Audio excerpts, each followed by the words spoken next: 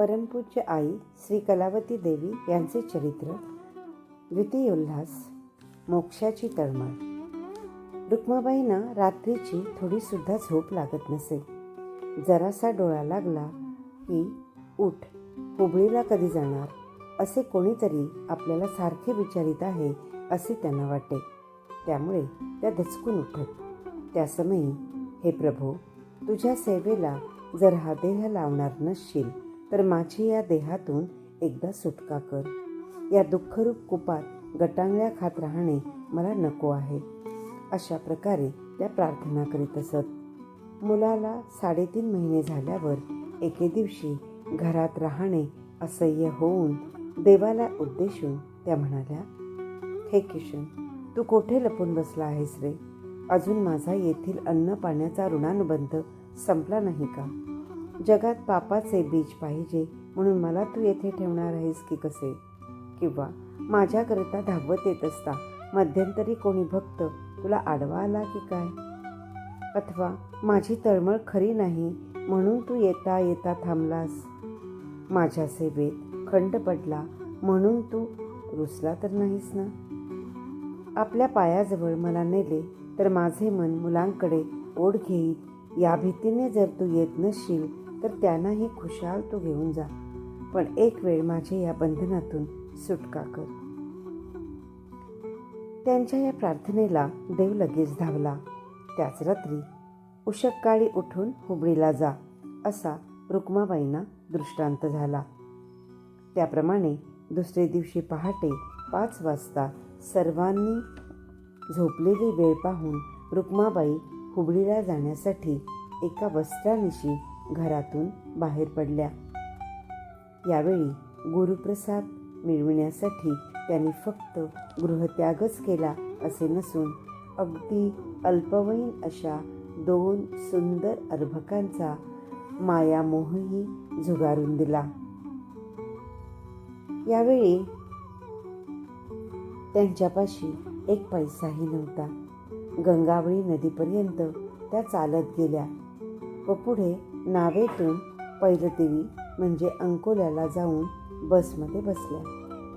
मूल अंगावर पीत असल्यामुळे दूध सारखे वाहत होते. अंगावरचा पदर दुधाने भिजलेला पाहून बसमध्ये बसलेल्या बायकांची भलतीच समजूत झाली. त्या परस्परांमध्ये कुजबुजू लागल्या. एका बाईने विचारले, तुम्ही कुठे चालला? अंगावरचा पदर भिजला आहे कसे? त्यावेळी रुक्माबाईने आकाशाकडे बोट केले. त्या खुणेचा पण एकेकाने एक एक अर्थ करून सर्व आपापले डोळे पुसू लागल्या. संध्याकाळी 5 वाजता हुबळीच्या मोटर स्टँडवर सुखरूपपणे रुक्माबाई पोहोचल्या. त्यावेळी मठात जाण्याकरता बसची सोय नसल्याने त्यांचे चालत मठात जाणे झाले. आश्चर्याची गोष्ट ही की वाटेत नावाड्याने किंवा मोटारवाल्याने भाड्याचे पैसे त्यांच्याजवळ मुळीच विचारले नाहीत. रुक्माबाई मठात जाऊन पोहोचल्या तेव्हा संध्याकाळचे 6:50 झाली होती. त्यामुळे त्यांना महाराजांची भेट होऊ शकली नाही. कारण त्यावेळी महाराज रोज संध्याकाळी 6ला हळे हुबळी येथे वस्तीला जात आणि सकाळी 6ला परत येत. मठात सहवासार्थ राहिलेल्या मंडळींनी रुक्माबाईंची विचारपूस करून त्यांना तेथील धर्मशाळेतील एका खोलीत उतारवयास जागा दिली. तो दिवस म्हणजे इसवी 1927 मधील मार्गशीर्ष चतुर्दशी होय. दुसऱ्या दिवशी सकाळी 6 वाजता टांग्यातून महाराज मठात आल्यावर भक्तगणांनी त्यांना आरती ओवाळली. त्यानंतर त्यांच्या दर्शनाला सुरुवात झाली. रुक्माबाई जेव्हा दर्शनाला गेल्या तेव्हा त्यांना उद्देशून, आलीस, तुझीच मी वाट पाहत होतो, असे महाराजांनी उद्गार काढले. जगात सद्गुरू जसे दुर्लभ त्याचप्रमाणे मुमुक्षू देखील अत्यंत दुर्लभ. मुमुक्षू जसा सद्गुरूंच्या शोधात असतो त्याचप्रमाणे सद्गुरूही मुमुक्षूंच्या शोधात असतात, असे या प्रसंगावरून वाटते. स्वामींचे ते शब्द कानी पडताच रुक्माबाईंचे हृदय प्रेमाने भरून आले. त्यांच्या नयनावाटे अश्रूंचा पूर लोटला. किंचित काळ त्या स्तब्धच उभ्या राहिल्या. पुढे वेळ पाहून आपल्याला सेवा देण्याबद्दल त्यांनी महाराजांच्या पुढे इच्छा प्रदर्शित केली. तेव्हा चल तर असे म्हणून बांधकाम चाललेल्या ठिकाणी ते त्यांना घेऊन गेले. दर्शनाला आलेली मंडळी महाराजांच्या आज्ञेप्रमाणे बांधकामाच्या ठिकाणी थोडे ना थोडके काम करून मगच घरी परतत असत. त्यामुळे काम करणाऱ्या लोकांची तेथे सारखी गर्दी असावयाची. रुक्माबाईंना पण महाराजांनी त्याच ठिकाणी गवंड्याच्या हाताखाली विटा, चुना इत्यादी देण्याचीच सेवा दिली. त्यांच्या सेवेची वेळ सकाळी 9:30 ते 11:30 व दुपारी 2 ते 4 अशी होती. रुक्माबाई आपल्या वाटणीला आलेली सेवा अत्यंत उत्साहाने व प्रेमाने करीत असत. त्यांची ती सेवा पाहून एके दिवशी पद्मावतीबाई भटकळकर या महाराजांना उद्देशून म्हणाल्या, महाराज, रुक्माबाई एकसारखे उन्हात उभे राहून रोज काम करीत असते, तरी एक दिवस सुद्धा तिने दमल्याप्रमाणे सुस्कारे टाकलेले किंवा तोंड वाकडे केलेले मला दिसून आले नाही. इतरांहून तिचे वागणे काही निराळेच दिसून येते.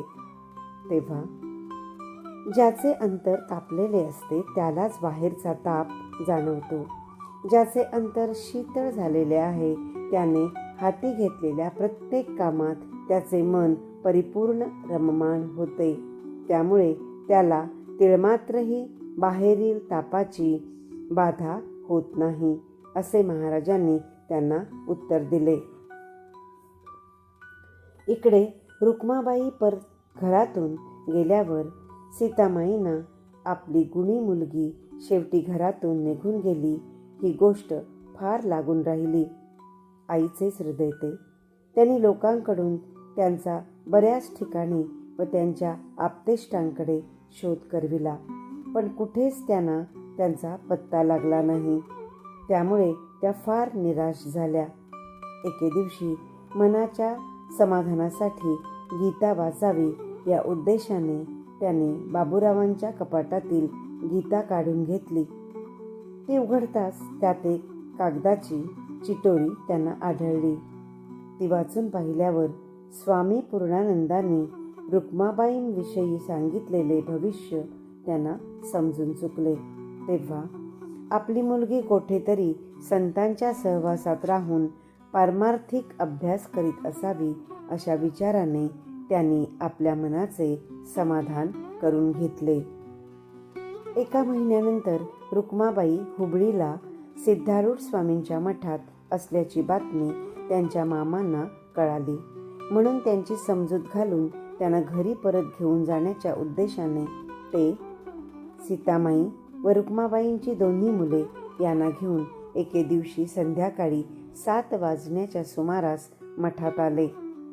त्यांच्याबरोबर रुक्माबाईंची मावशी, मावसा व इतर बरीचशी आप्तेष्ट मंडळी पण होती. प्रथम त्यांनी रुक्माबाईंचा मोठा मुलगा बाळकृष्ण यास शिकवून त्यांच्याकडे पाठविले. तो धावत धावत त्यांच्याकडे आला आणि तोंडावर हात फिरवून रडीबाळपणे, आई चल की आमच्याबरोबर. तू इकडे राहिलीस तर मी पण तुझ्याजवळ राहणार. आजीने, मामाने कोणी बोलावले तरी मी जाणार नाही, असे म्हणून जवळ बसून राहिला. आपल्या प्रेमाच्या ओढीने आपली माणसे येथवर आली आहेत याचा आनंद होण्यापेक्षा आपण स्वीकारलेल्या मार्गातील ही एक अडचणच आहे असे त्यांना वाटल्यामुळे एकही शब्द न बोलता डोळे मिटून रुक्माबाई स्वस्थ बसून राहिल्या. येऊन 1 तास झाला तरी रुक्माबाईंनी आपली चौकशी केली नाही, म्हणून त्या सर्वांना राग आला. पुढे रुक्माबाईंना उद्देशून मामा म्हणाले, बाळ, तू येथे परमार्थ साधण्यासाठी राहिलीस खरी, पण लोक विनाकारण आम्हाला नावे ठेवीत आहेत. तुझ्यामुळे आम्हावर मान खाली घालण्याची पाळी आली आहे. तेव्हा तू आमच्याबरोबर चल. मठात राहण्याचा तुझा हट्टच जर असेल तर खुशाल तू राहा, पण आम्ही तुझ्या समयाला कधी उपयोगी पडणार नाही किंवा तुला खर्चाला 1 पैसुद्धा देणार नाही, हे मात्र लक्षात ठेव. ते ऐकून रुक्माबाई म्हणाल्या, मी भिक्षा मागेन, परंतु मला मदत करा म्हणून कधीच तुमच्या दारात येणार नाही. त्यावर मामा पुन्हा रागारागाने म्हणाले, तू आजारी पडलीस तर तुला कोण पाहणार? कितीतरी दवाखाने पडले आहेत, असे रुक्माबाईंनी सांगितले. तेव्हा मामा रागाने लालबुंद झाले व थरथर कापत म्हणाले, मेलीस तर तुला कोण उचलणार? तेव्हा मेल्यावर ना कोणी उचलू देत, नाहीतर कावळे कुत्री खाऊ देत. त्याची तुम्हाला कशाला काळजी? देवाची इच्छा जशी असेल तसे होईल, असे रुक्माबाईंनी शांतपणे त्यांना उत्तर दिले. याप्रमाणे समजावणी, विनवणी, दरडावणी अशा सर्व साधनांचा त्यांनी उपयोग करून पाहिला, पण त्याचा काहीच त्यांच्यावर परिणाम झाला नाही.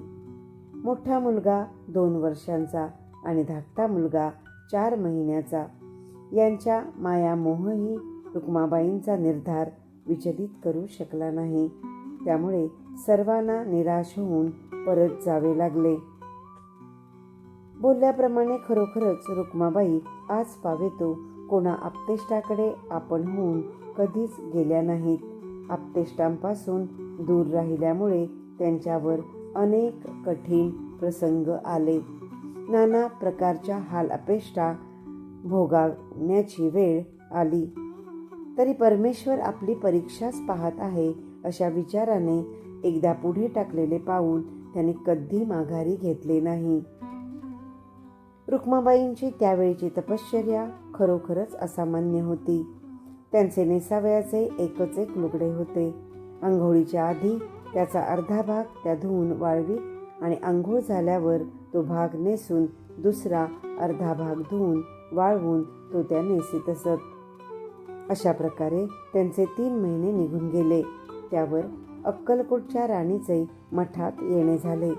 वरील गोष्ट जेव्हा त्यांना समजली तेव्हा त्यांनी 2 पातळे व 4 वार कापड रुक्माबाईंना देऊ केले, पण ते त्यांनी घेतले नाही.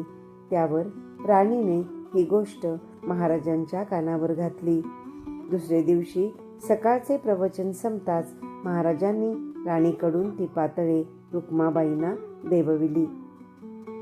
रुक्माबाईंच्या अंगावर जरी उंची वस्त्रे किंवा दागदागिने नव्हते, तरी त्यांचा तो काळाभोर लांबलचक केशसंभार, सतेज, कोमल व गौरवर्ण अशी काया, नेहमी प्रसन्न असणारी मुद्रा, आनंद भरून ओसळणारे पाणीदार डोळे, पांढरा शुभ्र पोशाख, कपाळाला भस्म, हातात स्मरणी, चेहऱ्यावरचे अप्रतिम तेज, तीव्र वैराग्यवृत्ती आणि अवघे 19 वर्षांचे वय, हे सर्व पाहिल्यावर कोणाच्याही मनात त्यांच्याविषयी उच्च भाव उत्पन्न झाल्याशिवाय राहत नसे. मठात आलेली बडोदा, देवास, ग्वाल्हेर, जव्हार, अक्कलकोट, सावंतवाडी, जत इत्यादी ठिकाणची राजघराण्यातील मंडळी त्यांच्याकडे पाहून कोणी या अष्टपैलू आहेत, तर कोणी या सद्गुणांचा जणू अर्कच, कोणी त्यांना झाकलेले माणिक आहे माणिक, तर कोणी या साक्षात देवीचा अवतार आहेत, असे निरनिराळ्या प्रकारे उद्गार काढीत. ही मंडळी आपापल्या गावी परत जाते वेळी आपल्याकडे येण्याविषयी रुक्माबाईंना आग्रह करीत. त्यावेळी सर्वांना मानेनेच त्या नकार देत असत. रुक्माबाई आपण होऊन कोणाशीच बोलत नसत. त्यांच्या जिभेवर नेहमी ओम नमः शिवाय हा मंत्र सारखा घोळत असावयाचा. कामाव्यतिरिक्त इतर वेळी त्यांच्या हातात जपमाळ असावयाची.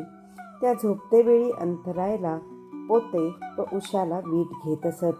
आहाराकडे तर त्यांचे मुळीच लक्ष नसावयाचे. यदृच्छेने जर कोणी केळी, पोहे, खजूर इत्यादी वस्तू आणून दिल्यास तेवढ्या त्या खात असत. नाहीतर नुसत्या तळ्याच्या पाण्यावर त्या 8 दिवस राहावयाच्या. पुढे ही गोष्ट लक्षात आल्यावर एके दिवशी भटकळकर बाईंनी, रोज प्रसादाला तू भोजनशाळेत हजर का राहत नाहीस, असा रुक्माबाईंना प्रश्न केला. तेव्हा भोजनरूपी प्रसाद घेण्याची एकदा मनाला जर सवय लागली तर उद्या मला कधी जेवण मिळेल, मिळेल की नाही या आशेच्या मागे लागून मुख्य कर्तव्य जे गुरुप्रेम संपादन करणे त्यावरचे माझे लक्ष कमी होईल, म्हणून मी मुद्दाम टाळीत असते, असे रुक्माबाईने तिला उत्तर दिले.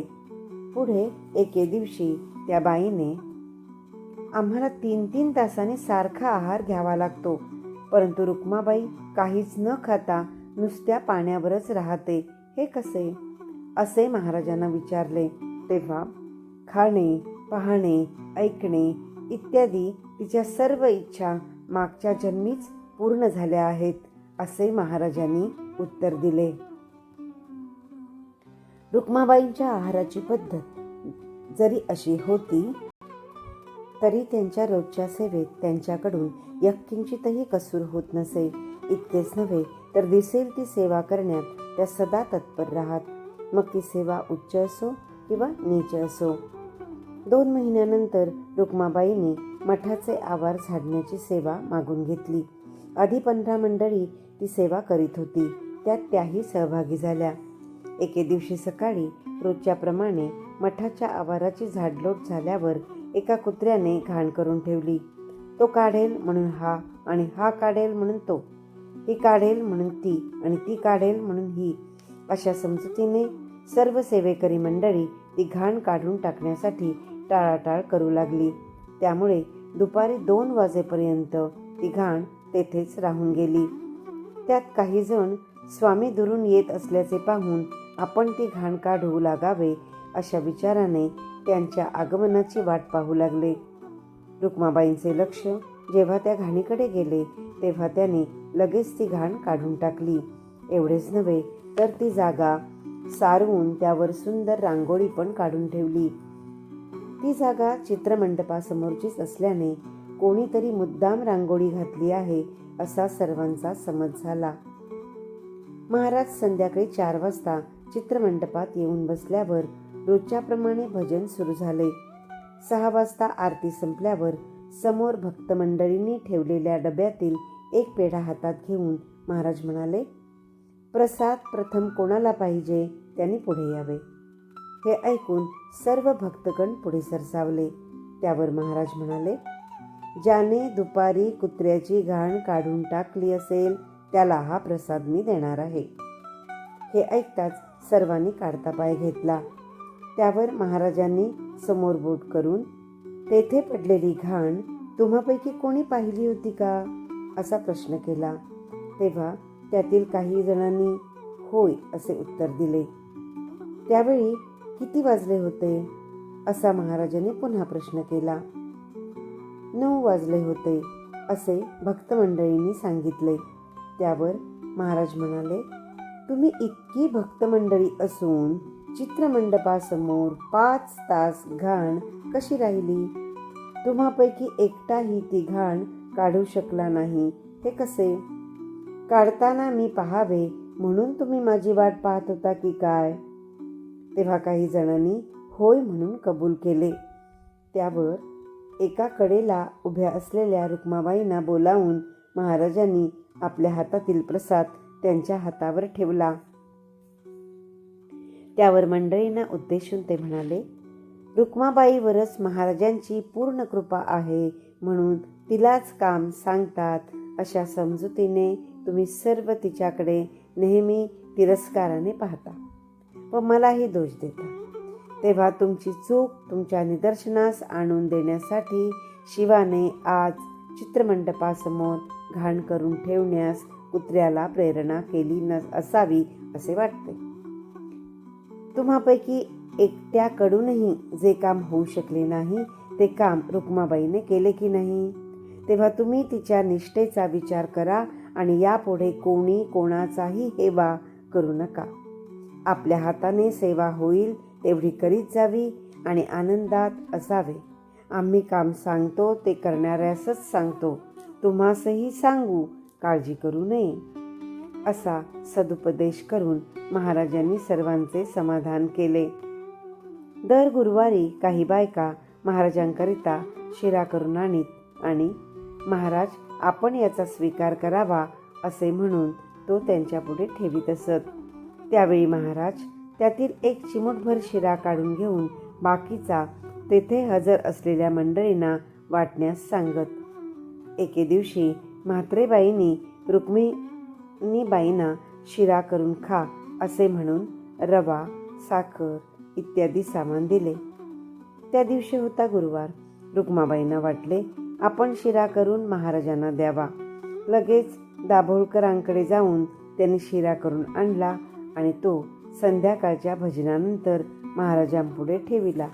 त्यावेळी महाराजांनी त्यातील अर्धा अधिक शिरा खाल्ला आणि राहिलेला नेहमीप्रमाणे प्रसाद म्हणून सर्वांना वाटून देण्यास सांगितले.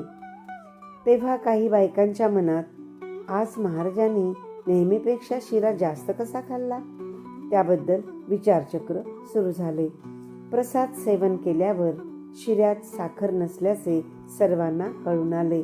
पण साखर न घातलेला शिराच महाराजांना आवडत असावा अशा समजुतीने सर्वजणी मौन धरून राहिल्या.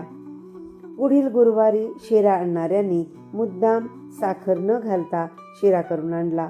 परंतु त्या दिवशी महाराजांनी नेमके चिमूटच शिरा काढून घेतला.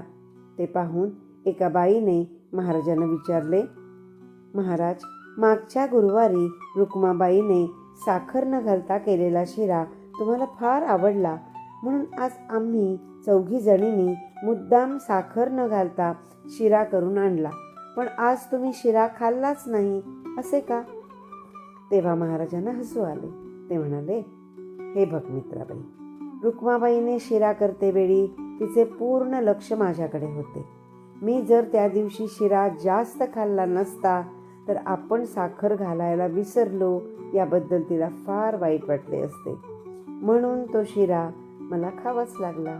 पण आज तुम्ही जाणून बुजून साखर घातली नाही. असे असता तसला शिरा मला कसा खावेल?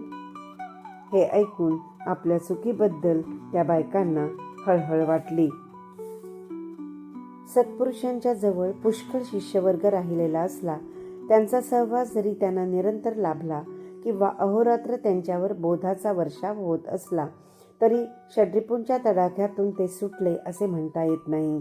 त्यामुळे 12 वर्षे गुरूंच्या सहवासात राहिलेले शिष्य गुरूंनी एकाला हाक मारली किंवा एखाद्याला काही काम सांगितले की इतर त्याचा हेवा दावा करू लागतात. ते त्यांनाच का काम सांगतात, मला मात्र का जवळ बोलावित नाहीत, त्यांची त्यांच्यावरच अधिक कृपा दिसते अशा समजुतीने नाराज होतात. परंतु संतांना सर्व सारखेच असतात. ज्यांची भक्ती अधिक आहे तो न कंटाळता काम करतो, त्यामुळे ते त्यालाच बोलावून काम सांगत असतात, इतकेच. रुक्माबाईंची महाराजांच्यावर जितकी निष्ठा होती तितकी इतर कोणाचीच नव्हती. पण काही भगिनी, आम्ही फार जुन्या आहोत, तसेच अधिक भक्तिमान आहोत. नाना प्रकारची पक्वान्ने करून आम्ही महाराजांना देतो. रुक्माबाई नवीनच आलेली आहे, तिला संत सहवासातील गोडी माहीत नाही. ती महाराजांना काहीच देत नाही, तरी महाराज तिच्यावर प्रसन्न असतात. अशा प्रकारे नाना विचाराने आपले मन गढूळ करून घेत. ते जाणून एके दिवशी सर्व भगिनी भजन संपवून बसल्या असता महाराज मुद्दाम म्हणाले, रुक्माबाई भजन म्हणू लागली की अंतःकरणाला पीळ पडतो, तसे इतरांच्या म्हणण्याने होत नाही. महाराजांच्या तोंडचे हे वाक्य ऐकल्यापासून रुक्माबाईंवर महाराजांची पूर्ण कृपा आहे अशा समजुतीने त्या त्यांच्याविषयी अधिकच हेवा करू लागल्या. पण रुक्माबाई मात्र सर्वांशी प्रेमाने वागत असत. रुक्माबाईंची गुरुभक्ती पाहून त्यांच्या ठिकाणी पद्मावतीबाईंचे प्रेम दिवसेंदिवस अधिकाधिक वाढू लागले. रुक्माबाई जेवित नाहीत म्हणून त्याबद्दल त्यांना फार हळहळ वाटे. त्या रोज मठात येतेवेळी कधी मनुका तर कधी केळी, कधी पोहे तर कधी चकल्या असे काही ना काही पदार्थ खास रुक्माबाईंच्यासाठी आणीत आणि त्यांना खाण्यास आग्रह करीत. एके दिवशी त्यांनी 2 चकल्या आणल्या होत्या. चकल्या पाहताच महाराजांना त्या खाऊ घालाव्या असे रुक्माबाईंना वाटले. त्यावर त्यांना खाण्यास सोपे जावे म्हणून दाभोळकरांकडे जाऊन रुक्माबाईंनी त्या चकल्यांची पाट्यावर पावडर केली. त्याचवेळी दाभोळकर ताई खोबरे खोवीत होत्या. त्यातील थोडे खोबरे त्यांनी मागून घेतले आणि महाराज शतपावली घालीत असलेली वेळ पाहून चकलीची पूड व खोवलेले खोबरे मिसळून त्यांना, "आप्पा, मऊ मऊ आहे, खाऊन पहा," असे म्हणून खाण्यास दिले. कधी कधी रुक्माबाई मनुका निवडून आणि "आप्पा, हे घ्या मुखशुद्धीला," असे म्हणून गुपचूप त्यांच्या हातात देत. महाराजांच्या मागे नेहमी कोणी ना कोणी असावयाचेच. तरी आपण जे काही करतो हे कोणासही कळू नये असे रुक्माबाईंचे मानस असे. महाराजांनी खाल्लेले मी पहावे हा एकच हेतू त्यांच्या ठिकाणी होता. आपण खावे ही इच्छा एक दिवस सुद्धा कधी त्यांच्या मनाला शिवली नाही. त्यामुळेच देव त्यांची ती इच्छा अशा तऱ्हेने पुरवीत होता असे मला वाटते.